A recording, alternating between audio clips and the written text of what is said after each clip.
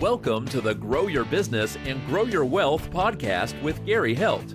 Gary is an expert in helping business owners put together a plan that will provide a better future for their businesses, themselves, and their families. On the podcast, Gary interviews other professionals who share his vision, and together they share secrets and strategies any business owner can use to build a better financial foundation for your business and your life. Hey, welcome back to the podcast. This week, my guest is David Luria, and he is a lead business manager with Rowe Price. Welcome. Hi, thank you. Thanks for having me. Sure, David. So you've done a lot. You got a webinar going. You've written a book. You're doing a lot of stuff in the IT project management world. What inspired you to write your book and do what you're doing now? Yeah, thank you. Thank you for having me, by the way. I really got started. I'll tell you my sort of overarching story. A few years ago, I was diagnosed with stage 4B blood cancer. It was actually undiagnosed for a long time. It landed me in the hospital in a coma for about 3 weeks. Doctors told my wife had a couple days to live. Kids had to come say goodbye. And then they figured out what the problem was. Is, I had blood cancer and it was in my bones. It was everywhere. So they gave me chemo. I was in the hospital for 4 months. I've been in remission for 2+ years now. So it really led me to the conclusion that we don't really know, cancer has taught me to live with a level of uncertainty that I never knew possible, right? And the truth is we're not promised anything in this life. And so the more I thought about it, the more I thought, well, given the fact that I have these experiences, what have I learned? And can I help other people sort of led me to, and I'm a big sort of technology, tech forward first kind of guy. And I've always sat at the intersection between business and technology. And so I can speak tech to the tech, I can speak business to the business. That's one of the roles that I play as a business manager. And just for context, T. Rowe's, a lot of folks may have heard of it. It's a global asset manager. We have about $1.7 trillion of assets under management. So I have lots of opportunities to have interactions with folks too, between technology and the business there. So again, what inspired you to write your book? I mean, a lot of it was, what I just said, but then sort of. That's a big, writing a book is a big undertaking. Yeah, but it was motivated by a lot of frustration. So I've been doing this for 20 years. One of the biggest projects that I learned the most from, I was the organizational change management lead for the implementation of Obamacare in 2013 for the District of Columbia. So any process, any job that was impacted, it was my role to make sure that everybody knew how to do their job. And I'll just tell one quick anecdote, which is right at the front of the book. We were all so excited. We were rolling out Obamacare. It was this big thing, October 1st, 2013. About 4 weeks beforehand, we had about 6,000 social workers that we had to get trained. And we started to do the training, and we said, okay, please turn to page 4 of your training guide, and in the upper left-hand corner of your screen, click on the icon with your mouse. Question 1, guy's hand goes up. He said, "What's a mouse?" Wow. And we had neglected to realize that the system that they had been using was a green screen where all they used was tab, shift tab, right? Now, that's a sort of hyperbolic example because it's easy to teach someone how to use a mouse. But the point is that there was just a mismatch, and at a broader level, I can tell the story now because it's been over 10 years. When the District of Columbia, they put it out for bid, and the prime contractor took up the bid. And when they went to get paid, the district refused to pay them. And they said, well, why aren't you paying us? And they said, well, we're not going to pay you because the vendor was saying, listen, we've just done the requirements traceability. we've met all the requirements. Why aren't you paying us? And they said, because you reduced our operational throughput by, double digits. And the vendor said, where exactly in the requirements was that? Right. So it's a classic IT Right. failure, business miscommunication, that they met all the requirements, but in the process, they slowed down the whole process. Right. So that was a big motivator to the lesson learned from, um, just a complete whiff between the business and IT. And I've seen that over and over again in multiple projects that I've been on. And I've also seen the opposite at T Rowe. I've seen sort of the best way to do it as well. So that book sort of fits in that space in between, you know, let's do more of this and less of that. Right. So, going through this, I'm assuming that a lot of, in your book and things that you've learned and that you talk about is talking about the IT project failures. Because that sounds like that's a huge failure because, like you're saying, it's like, hey, I'm doing what we contractually said we were going to do. Yes, Right. there's a byproduct of this, but that's not, you know, really doesn't have anything to do with what we did. That's Um, right. I guess what are some of the I'm going to say common mistakes that you see that people are making when they get involved in these IT projects? The biggest one is just a misalignment of objectives, right? The business obviously enrolls in some IT project, purchases some IT project to achieve a business outcome, right? To save money, to make money, to, better service, better, faster, better, cheaper. Um, that is often missed when it comes to IT because IT is all about plugging things in, turning things on, getting the configuration, getting the integrations, getting all the data right. And it's often no one's job to make sure, it's probably useful to define what is a failure. A failure of an IT project is when the business objectives are not achieved, right? So if it's faster, better, cheaper, and you're able to quantify that in some way, um, it's often uh, it's often no one's job to make sure those business benefits are achieved. Because the IT project manager or the systems engineer, the lead engineer on a large project or even some small projects, they're not business people. They're not accountable for business outcomes. They're accountable for functionality, making sure the system works, making sure people can get in and do their job. And the business folks are often too busy doing their day jobs, right? The sort of classic, run the bank versus change the bank kind of model. And so in my role as a general manager, I've been business manager, general manager in different roles. That's often the perfect person to own those what I call adoption requirements, right? And those adoption requirements are, hey, let's make sure that we have transparency into all the different use cases for that we're able to validate and have the transparency to say, yes, the system does X, Y, and Z use cases. Great. We have all that. We have all that, all those artifacts. Let's make sure that if we have some white glove users, right, and a lot of places have, white glove users, people who are often so highly paid that they're not going to be part of any user acceptance testing, right? So there has to be sort of a concierge level white glove service in order to get them onboarded. Um, or if you've got models, if you have the old going from the old system to the new system, and there's going to be a 2 or 3 month transition between when you can use the new system with the old models. If no one says, hey, listen, I need 2 or 3 months to do this transition, then you can go live, and those people who are supposed to use those models can't use the system, right? So it's a lot of common sense things that get missed to make sure folks understand, why are we doing this? How is it going to impact my job? What parts of my job are going to change? And then, how am I going to get trained and how am I going to make sure that I'm successful?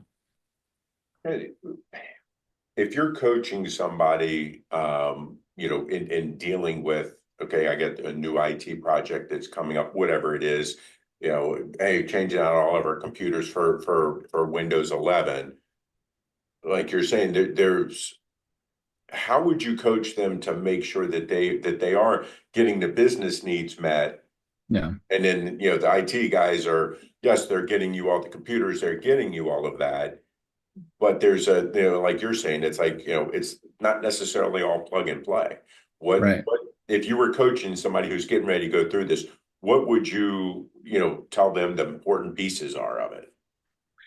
I would say to start by looking at it sort of at a high level, right? The sort of mantra I use in the book is this concept of ready, willing, and able, right? That the users have to be ready, willing, and able to do their jobs on day one once the system goes live, right? And what does that mean? Ready means they understand the why of it, right? If they're not bought into sort of whatever the business case is for it, often that's the biggest hurdle to get over, right? Once they're bought into it, then they have to be willing, right? They have to understand, okay, well, what does this mean? How does it impact my job? And often, if you look at processes often cross multiple departments or multiple groups, and the process can be distributed. The impacts of those changes from the new software can be distributed across different roles throughout that process. So you have to sort of drill down and say, okay, what are the specific impacts on my job with this change, right? And then the able part is everything has to be ready. They have to be trained. The system has to be tested.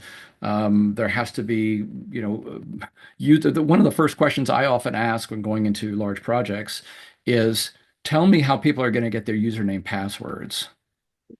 And it sounds completely Oh, trivial. yeah. It sounds like, oh, I'm it's so 100% with simple. you. Yeah. Because if that's not sorted, if that's not clear, because there's a whole level of complexity that masks, which is, okay, that means you have to define roles, and those roles have to be able to do certain things and not be able to do certain things. And, maybe they're reviewers, maybe they're viewers, maybe they're editors, right? So there's a whole configuration conversation that comes with. So that ready, willing, and able kind of mantra has been useful to engage with because people can sort of understand. I have to understand the why, I have to understand the impacts, and then I have to be ready. And one of the other pieces that is often left off from the able part is not only do they have to be trained, not only does the system have to be tested, but there has to be support in place, right? Because you know, often when users some of whom may not all be technical, start using the system, they're going to have questions or they're going to have problems. Then what happens? Where do they go? Right? If that's not clearly defined, and maybe one group or one individual has to go to that person for support, and somebody else has to go to another person. Well, how am I supposed to know who to go to? Right? So all of that has to be sorted. Right. Um, you know, you and I were talking before we came on, and we're talking about AI, and there's been some, I'm going to say, some new developments, with AI. Can you talk about how AI is playing more of a role in business, and how the small to medium sized businesses can try to start using AI to help them be more productive? Yeah, yeah. So obviously, this is an evolving landscape. It's something that's changing week by week. I've been following it, since ChatGPT came out in November of 2022. I started using it the very next week. And the way I like to frame it is I like to say that beyond sort of doing the circus tricks of, rewrite the lyrics of Lennon McCartney in the style of an iambic pentameter or William Shakespeare, right? Okay, that's fun up until a point, but that's not useful. For a lot of businesses, it is either content generation for web pages or marketing. It is also, I found it very useful for strategic challenging my own thoughts, challenging my own ideas. And I'll give you one example. I wrote this article for LinkedIn about how do we move from red AI to green AI when it comes to IT, right? IT uses a lot of electricity. How could we be more efficient in doing that? And so I wrote the piece And then the next step was, all right, well, let me challenge my thinking a little bit. So I sent the article to ChatGPT and I said, I want you to steelman the argument for me and tell me why this won't work for mid-market IT shops like ours, right? We're not a hyperscaler like Amazon. We don't have tens of thousands of developers. We have, hundreds, maybe 1,000 developers. Um, and so it gave me all the reasons. What steel manning, of course, is, you're arguing against whatever your thesis is. So it gave me all the reasons that it's unlikely to work, right? And I said, okay, now give me the straw man argument, now give me the argument why it will work, right?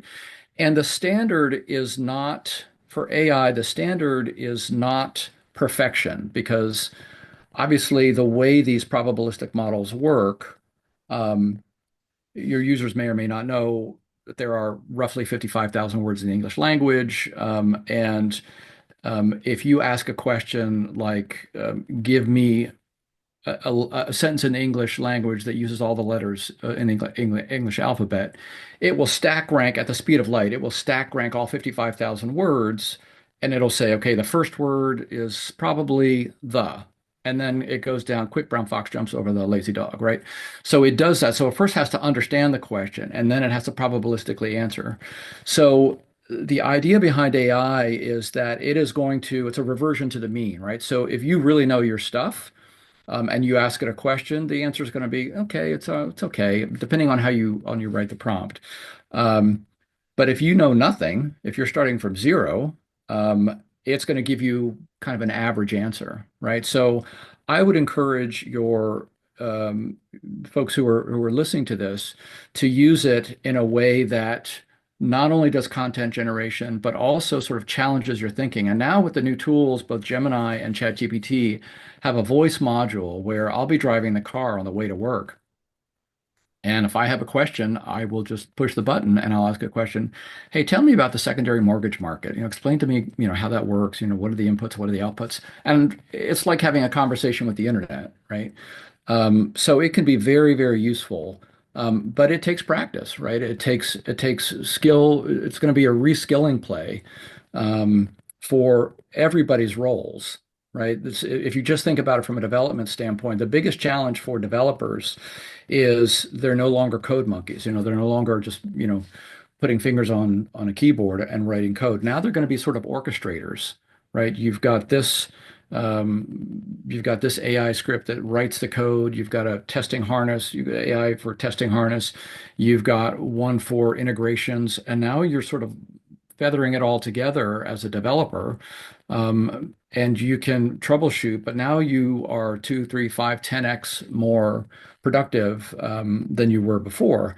And as a business owner, you can now wear multiple hats. You can say, hey, I need you to take all of my credit card statements, consolidate them into a subledger, organize them like this, and then bring it together so I can see what my expenses are on my P&L for this month.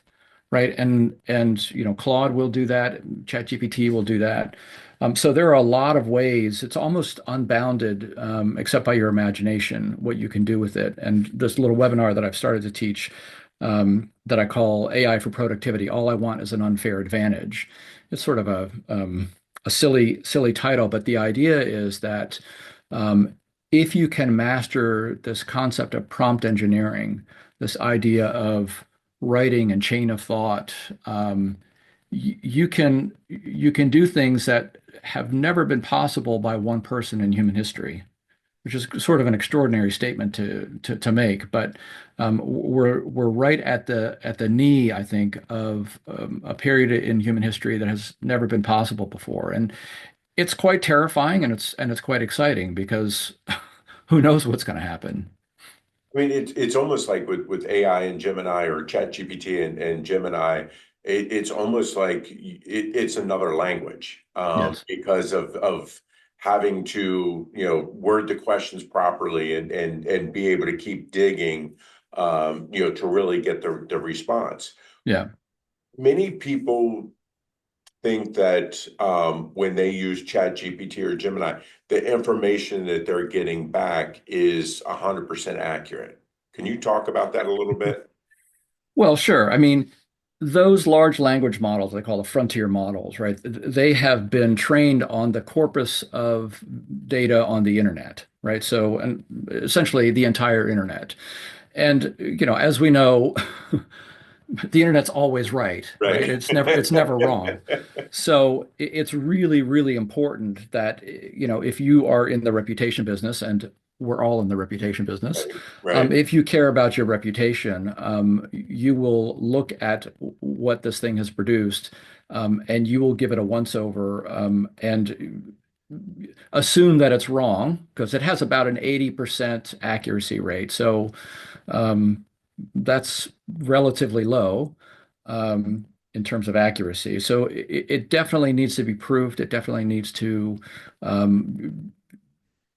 be modified in a way that doesn't hurt your reputation. So and this is still early days. Right. The number that I had heard recently was that these things are improving, every 6 months. They're doubling in speed and quality every 6 months, right? So if you think about from November 2022 when this thing first came out, it's 2 to the 4, 16 times more powerful and faster than it was. That's extraordinary. I mean, I would Oh love yeah. to have my investments double every Yeah. 6 months, right? Oh But yeah. from a compounding standpoint, think about what that means. And that's why they're projecting out 2 to 3 to 4 or 5 years. We're going to be at this sort of, general artificial intelligence, where it's going to be, or super intelligence, where it's going to be smarter than any human. Because right now it's sort of like having a really good high school student who happens to know everything on the internet, but Right. maybe doesn't quite get it all right, and needs to be checked. But in a few years, I don't think that's going to be the case. A lot of people are afraid that AI is going to replace them. And yes, I'm sure there are going to be some jobs that are going to be eliminated because of AI. Can you talk about, I'm going to say the retooling that people should be doing right now to make themselves more valuable in their marketplace? Yeah, I mean, I think that's a great question, and the phrase that I've heard often said is, it's not AI that's going to replace my job; it's somebody using AI that's going to replace my job, and that's kind of a tired phrase, but it's very true, right? It's this idea of reskilling, right? And so if you're in the content management business, for marketing, I can recommend one really good newsletter, that has a lot of interesting information. It's called The Rundown. And they have just every day they send out a newsletter with updates, places where you can get trained, tools that you can use. I mean, there are hundreds and hundreds. It's the app store for the internet, right? That's what it's becoming. These tools now are being built on these large language models, and you can pay 20, 30 bucks a month, and have things that will generate web pages, like that, right? Just so the idea of needing to hire a developer for a small business owner, may be a lot less relevant now, right? You can just go into this thing, tell it what you want, and it'll create a web page, and you'll be done in 15 minutes, right? So the tools that are out there really depend on what the use case is. From a software development standpoint, Google has a lot of AI tools, training tools, where if you're a software developer, you can get trained through that. But it depends on what it is you want to do, right? If you're wanting to sort of interrogate PDFs, right? Say, hey, I've got all these PDFs, or I've got a new PDF. Let's say I've got a contract, right? And I have a library of existing contracts that have been signed. Um, and I want you to scan this new one against the old one and tell me where my risks are. That could be useful, right? So there are a number of Yeah. PDF AI tools like that. Um, a lot of it comes down to one of the things that I do at work now every day is I start with what I call the rundown. I say, give me the rundown, and it'll go through all of my email, my calendar, and I've defined in Copilot, Microsoft Copilot, I've defined what the rundown means. The rundown means go through my calendar for today, go through my calendar for yesterday, go through my emails for the last week, and tell me any emails that I might have missed or not responded to, particularly from, these three people. And it'll just do that, and it'll say, "Bloop," and it'll come back with what I call the rundown. So you know, how much time does it save me? I don't know, a minute, 2 minutes, 5 minutes, a day. Yeah, but Well, if you've got, that adds if you've up. got a company with 10,000 people, and 50% of them save 5 minutes a day, pretty soon you're talking about real money, right? Yeah, And so I don't think of it so much as a threat to jobs, and there will certainly be disruption. There will sure. be jobs that will be automated away, and a lot of them will be white collar jobs like mine as a general manager or business manager or IT project manager. Um, so I think it's on us to be resilient. It's on us to make sure that we reskill ourselves, that we learn, okay, what are the tools out there? How can there's I break them down to sort of general productivity tools, right? There's like this Microsoft Copilot, right? Where now within Microsoft Office, you can say, hey, write this memo, or hey, draft an idea, or PowerPoint, or whatever. So there's a productivity level, but then there's a vertical view as well, right? Whether you're in Salesforce or whether you are in any particular industry, there's going to be tools that are specific to that industry that are either going to allow you to interrogate very complicated data sets and come back with trends. I saw an email this morning from Perplexity. Perplexity is one of the new kids on the block in terms of these generative AI tools, and they're now using DeepSeek, and you can query FactSet, which is one of the big data providers that most investment shops use. I haven't used it. I'm not going to validate it, but the idea of being able to, in ChatGPT, for example, you can say, "Give me a time series run chart of the stock." That's kind of cool. Yeah. What could you do with that? If I have a hypothesis about this industry or that industry, and I want to do my own analysis. So it really comes down to, what are your skill sets? What's the business need? What are your skill sets? And how do you upskill, your own skills Yeah. to stay relevant? I mean, I think that what you just talked about with, give me the rundown. I mean, for anybody to be able to have that go through their emails, because again, we get so many emails every day. Yeah, And okay, I have, you have your A clients and B clients and so forth. And to have it go through to make sure you didn't miss any emails from your A clients this past week, that's right. or haven't responded to something, because again, we forget, we get busy. Yeah, That in itself is powerful. yeah, um, and it's not like you're not going to be investing a ton of time, a ton of money into being able to do that, but it's probably going to um, save you some business, that's right. because somebody gets upset that you missed an email. And I'll take it one step further, and that is, what are you going to do with that time? Yeah, Right? So let's say you say 5 minutes, right?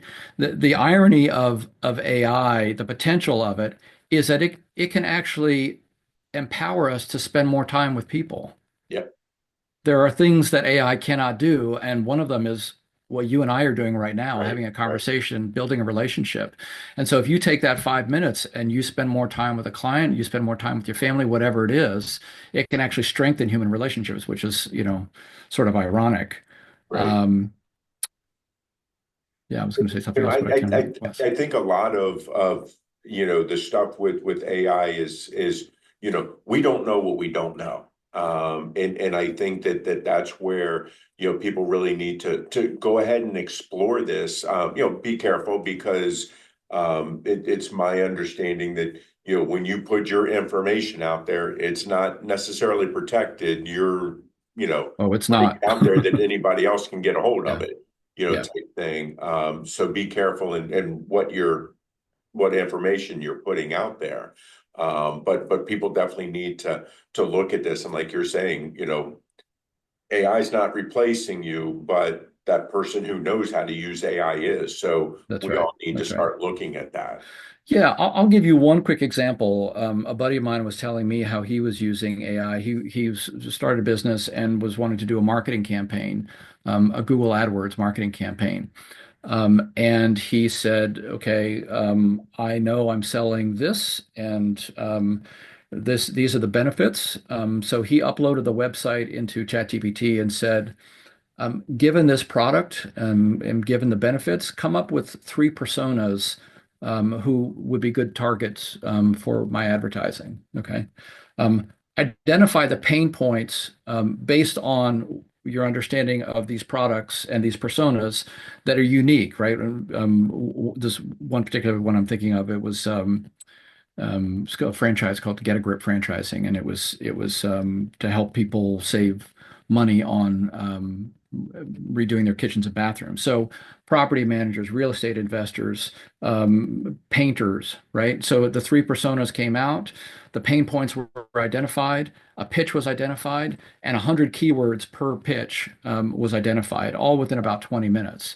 So he, had the start of a really good campaign inside of about 20 minutes. He was able to think through using an AI buddy to think through sort of a strategic targeting.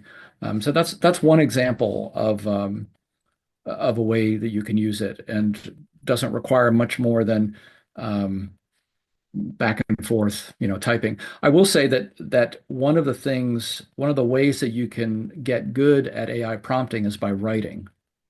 So the more you write, whether it's journaling, whether it's writing for pleasure, whether it's writing for work, just the process of writing sort of surfaces that, what I call chain of thought, right? This idea of then what, and then what? Well, what if this and what if that, right?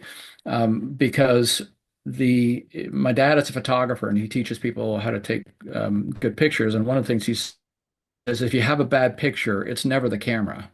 It's always the photographer, right? And so, as I coach people on how to do prompt engineering, what I tell them is if you're not getting the output you want, it's not the tool, it's you, right? So you have to really refactor how you're doing the prompt engineering.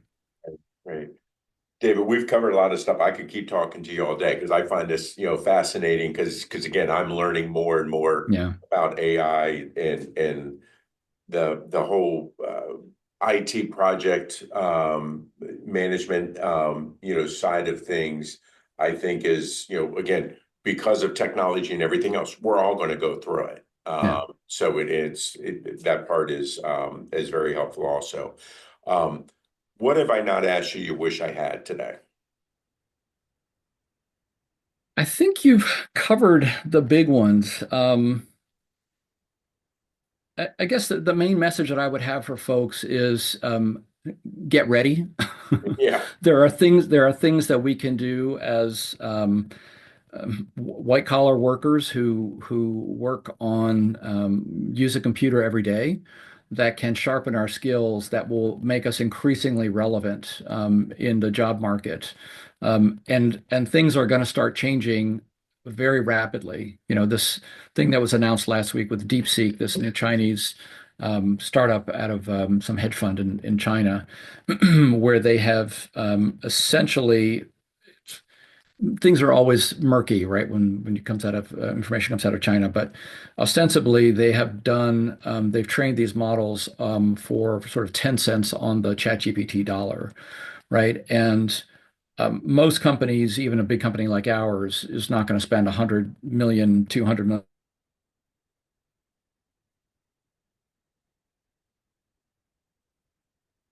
right? And so tools are going to start coming out fast and furious in the next 12 to 24 months, I think. And the more you can give yourself sort of a baseline level of skills, just starting with the productivity layer, right? Start with Microsoft Copilot and the using it within to do the kind of things that I'm talking about. Give me the rundown for today. But get into the habit every day of doing a little bit of writing, doing a little bit of prompt engineering, and see where it takes you. These things will create tables for you. They will create whatever kind of output you want. Of course, they'll do graphics as well. So it's get ready, I guess would be my message. Perfect. So, David, if people like what they hear, they want to find your book, they want to, see your webinar, how can they find this stuff? Just look for me on LinkedIn. That's the best way to do it. Just Right. reach out on LinkedIn, David Luria, Luria. And there's a link right there, I think, to my book on Amazon. It's called The Failure of IT Project Management, Why It's Broken and How to Fix It. But happy to, looking forward to doing the webinar again. Next one I think I've got in about 2 or 3 weeks. So if you're interested, just let me know. It's free, it's just an hour. And it's me doing some demonstrations, doing some prompt engineering and some use cases of how to use it. Great. David, really appreciate your time today. And again, this was a great talk. I really appreciate Yeah. it. Thanks, Gary. I enjoyed it. Great. And All this right. Take week, care. my guest was David Luria, and he is the lead business manager with T Rowe. I appreciate it, and I will see you guys next week. 49 faces looked to him in triumph. Over the last 12 months, they had each taken turns and promoted his business for a week at a time, driving over $987,342 in revenue. What if you had a network of 50 centers of influence who promoted your business every week for a year? Grab your copy of the #1 Amazon best-selling book, The Ultimate Guide to Growing Your Business with a Podcast, at 33% off the Amazon price by going to ultimatepodcastbook.com. Again, that website for 33% off the Amazon price is ultimatepodcastbook.com.